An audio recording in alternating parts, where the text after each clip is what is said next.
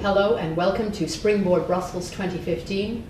My name is Amelia Hadfield. I'm the Jean Monnet Chair here at the Institute for European Studies, and I'm pleased to introduce you today to our series of podcasts on European Union foreign affairs.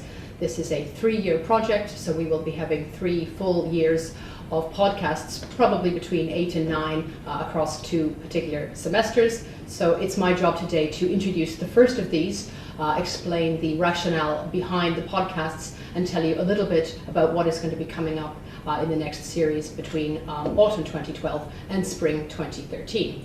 First, a little bit about the Jean Monnet Chair. This is divided into 6 activities, the first 3 of which constitute teaching. The Quo Vadis European Union Foreign Policy module is part of the Euromasters MSc that we offer here at the Institute for European Studies. That's a 2-term module, 45-hour advanced class on EU foreign policy, which I teach in addition to a variety of doctoral fellows from here and elsewhere. We also have 2 undergraduate teaching requirements, one for American students in Hendrix and one for the Vesalius College, now implemented as part of their master's program in the European Union Studies section. In addition to the podcasts, we also have what's going to be called the Online Diplomacy Depository, which is a practical series of public web pages listing all European Union foreign policy readings that we use in our courses. And finally, an IES Diplomacy in Action webinar series, which we're going to kick off in spring 2013, convened by myself and bringing in leading academics and practitioners from around the world. So let's get going and talk about podcasts. Podcasts, I think, are a new but quite a trendy way to connect not just with students around the world, but with civil society in general, and bringing on board academics and policy makers. They could be shot in anything from 5 to 10 to 15-minute snapshots, and I think they give us a good sense of what is vital and what is salient at any given time. So they will be short. They'll be necessarily abbreviated, but it means that we have to be very concise and to the point. So anything that we talk about has to be pithy and interesting. In terms of being able to promote the European Union as a foreign policy actor, what I'd like to do today, and what my colleagues are going to do, is to give a sense of EU actorness, if you like. This is a concept I'll go into in a bit, as much more extensive than is currently realized. EU foreign policy is misunderstood for the most part, and tends to be either dismissed as ineffective or inactive, which is certainly a credible criticism. But I don't think we can dismiss it until we have a reasonable idea of what it is and how it operates. Podcasts are also designed to be serialized, meaning that they have to capture the broad and permanent structures of EU foreign policy. Broad structures, for example, could include regional foreign policy. The EU foreign policy continues, surprisingly, to be deployed in an increasingly wide area in the world, and very troubled areas as well. And I think a case in point is the European neighbourhood policy, now with us for more than a decade, and encompassing 16 neighbourhood states, many of whom are situated along the Maghreb and the Mashrek, so North Africa and the Middle East. And of course, these are areas of desperate and very ongoing turmoil. And a key question, of course, is the particular role of the European Union in this region. In addition, strategic partners are a key component of EU foreign policy. Here we will be looking at the role of Russia, China, the United States, and Canada as well, with regards to the kind of relations that they have built up over the years with the European Union. In addition to traditional policies, and I think we shouldn't forget how long the European Union effectively has been a foreign policy actor, and if you use trade and development as the benchmark, particularly a chronological benchmark, you can see that its ability to affect states in sub-Saharan Africa and more recently in Central and Latin America is impressive to say the least, but not necessarily always on the radar. New areas which I would like to look at, in addition to my colleagues, might, for example, include the Arctic, and also the impact of the European Union in terms of moving into a global governance system, as well as ongoing challenges like consolidating security, defence, the European security strategy, and its roles and relations with NATO and the United Nations. Finally, podcasts have to be flexible in addition to serialized, so they have to capture the broad structures, but they have to be flexible and quick enough, if you like, to build in a little bit of commentary on breaking news. Today is the 30th of November 2012. The breaking news today is that the UN General Assembly has voted overwhelmingly to recognize Palestine as a non-member observer state. This is a move strongly opposed by the United States, a major strategic partner of the European Union, and by Israel. And this immediately raises questions for foreign policy analysts among us about the role of the European Union in the Middle East. Is it vital or is it languishing? Whether the UN vote is anything more than symbolic here, and possibly interesting questions about the difference between sovereign and non-sovereign jurisdictions. More broadly, therefore, I think podcasts invite you, our audience, to engage in some critical thinking about the European Union as a foreign policy actor. Is it effective, and is it positively regarded, or is it ineffective and negatively seen? Well, I'd like to use the next minute or two just to talk in very general terms about the difference of these two sorts of identities.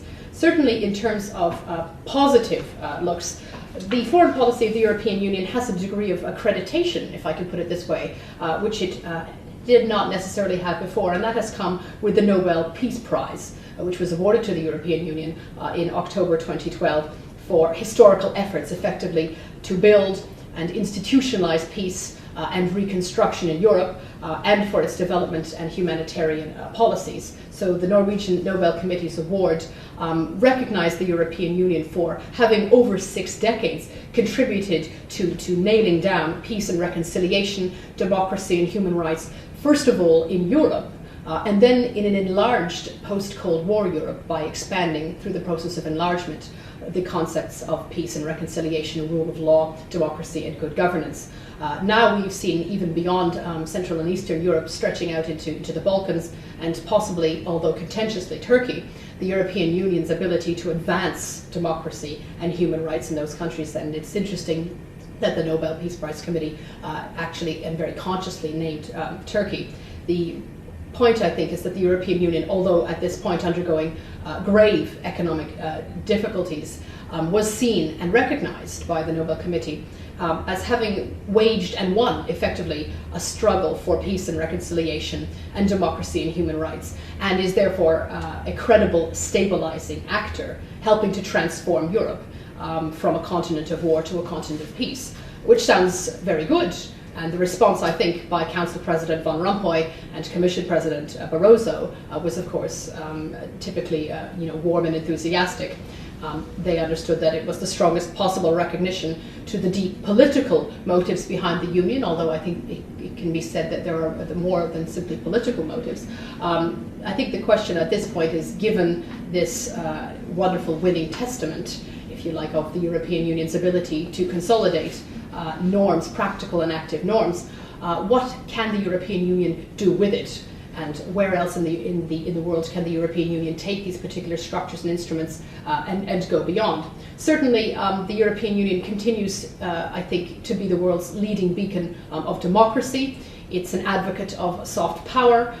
It's a promoter of the underlying norms of human rights and good governance and the rule of law. And it continues to be the world's most generous overseas aid donor and humanitarian actor. It also has a quiet but fairly effective series of defense missions, which have been in operation for the better part of 10 years, and these do continue to make a difference in troubled areas around the world.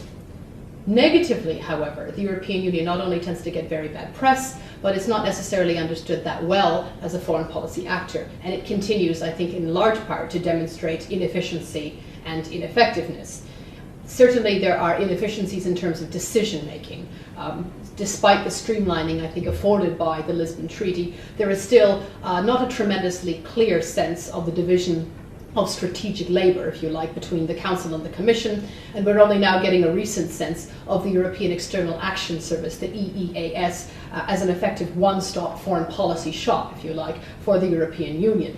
In terms of ineffectiveness, certainly there are large question marks as to the use of the very many foreign policy tools which the European Union currently has at its disposal, from broad strategic plans like the European Security Strategy and the Neighbourhood Policy, to trade instruments, to the newly rebranded EU delegations around the world, to the workable kind of budget, and also, of course, the support of the member states. All of these are interesting and important moving parts, but they do not always gel together in a way which would allow us to efficiently say that the European Union is an effective actor.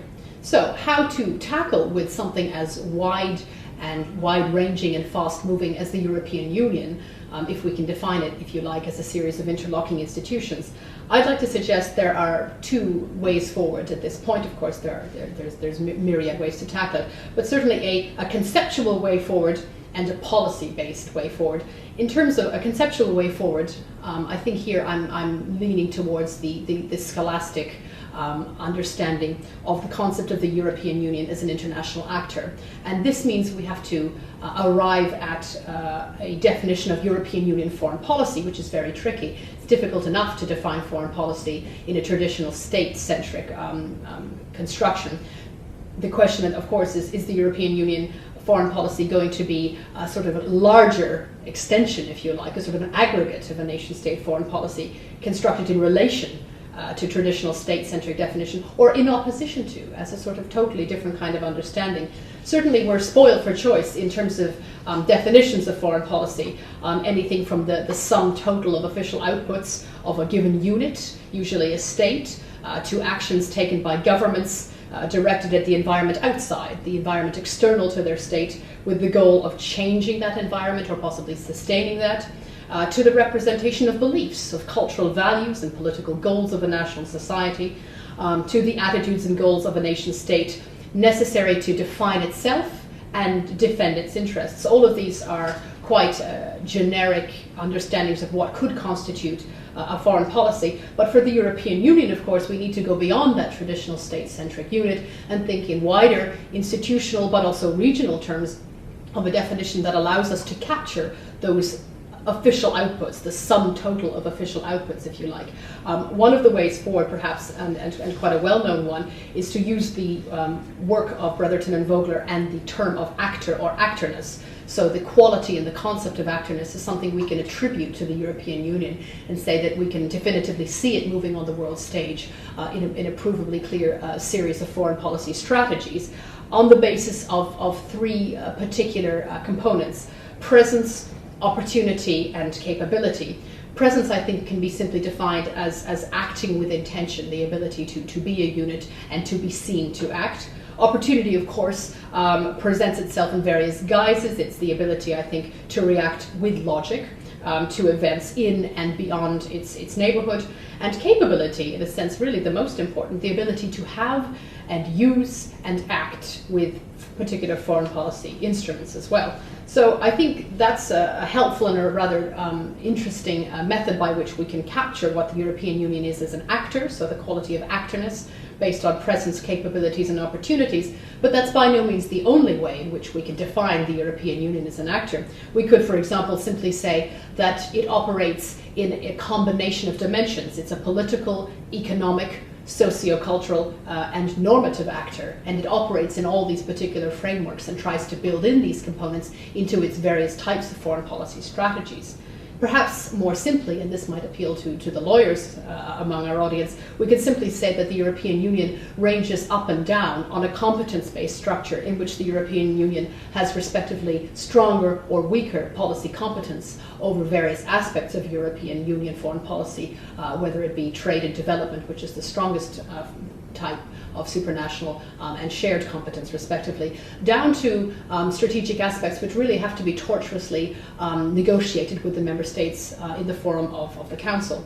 Or perhaps, as Hill and Smith have suggested, we can see the European Union as a combination of a subsystem of international relations, effectively a smaller unit within the larger global structure, as well as a process, an ongoing process, meaning that the European Union is intimately bound up with developments in its wider international environment and is an ongoing, dynamic process-making actor. Every time it comes up with a statement or a piece of legislation that touches on foreign policy, you see part of this ongoing process. And thirdly, a power. The European Union effectively acts as a power, whether we like to understand it in soft terms or hard terms, and therefore has an actual impact on both its internal and external environments.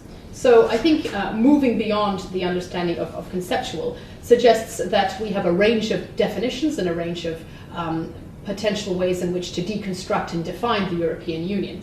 This brings us to the policy-based way in which we can try to understand the European Union. So examining, I think, in some detail the specific tools and instruments which the EU has at its disposal, certainly a great deal more under the Treaty of Lisbon.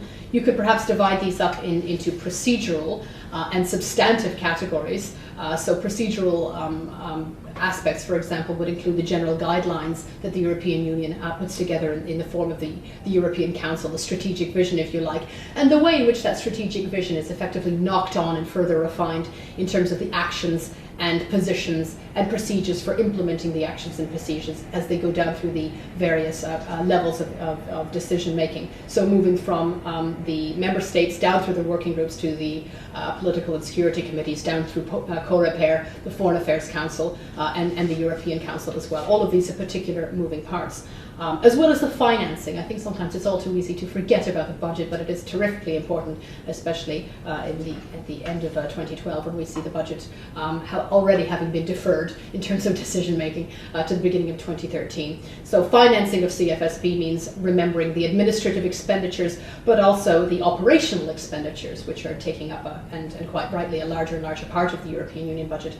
Substantively, it means talking about some of the broad themes that I talked about before, i.e. relations with third countries, but also relations with multilateral fora, which is somewhere that the European Union is going rather more boldly than it has before, but also in a way perhaps that's constructing a new structure as it does so, i.e. global governance. Also bearing in mind the particular thematic policies which the European Union seems to have developed over the last 10 or 20 years. Chief among them, of course, human rights, more recently crisis response system, and also non-proliferation and disarmament, each of them very separate foreign policy issues, but increasingly embedded into a variety of bilateral and regional partnership agreements. Other non-CFSP external relations policies would, for example, include the common commercial policy like trade, and of course development policy support to third countries to try to eradicate poverty, and again something that the European Union was very positively picked up on in terms of its Nobel Prize. Also in addition to humanitarian aid, and of course enlargement policy, which to my mind continues to be one of the most successful foreign policies, if not the most successful foreign policy that the European Union has ever had. Whether it wants to continue to use this as a foreign policy tool, of course, remains to be seen. So I think in conclusion, in this first series of Springboard Brussels podcasts running from 2012 to 2013, I'll invite you to think seriously about the Commission President Manuel Barroso's State of the Union address, which he gave in September of this year to the European Parliament. He didn't mince his words to begin with and started out by using the words crisis of confidence, which of course perks everybody's ears up, suggesting that the financial, economic, political and social landscape of the European Union is currently quite fragmented and quite divided, meaning also that the way forward could be full of trepidation to some extent.